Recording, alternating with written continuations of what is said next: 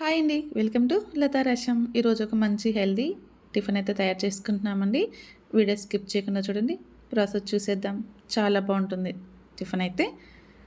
ఇప్పుడైతే బేషన్ తీసుకుని బేషన్లో అటుకులు తీసుకోవాలండి. అటుకులు 1కి 2 సార్లు కడిగేసి పక్కన పెట్టేసుకోవాలి. తర్వాత స్టవ్ ఆన్ చేసి కడాయి పెట్టుకున్నాక 1 కప్పు పల్లీలు వేసుకొని మంచిగా ఫ్రై అయ్యాక పోపు దినుసులు కానీ వేసుకొని ఫ్రై చేసుకోవాలి. కట్ చేసి పచ్చిమిరపకాయలు కానీ వేసుకొని 2 మినిట్స్ ఫ్రై చేసుకున్నాక ఒక టమాటకాయ కానీ చిన్న చిన్న ముక్కలుగా కట్ చేసుకొని అది కానీ వేసుకొని ఫ్రై చేసుకోవాలి.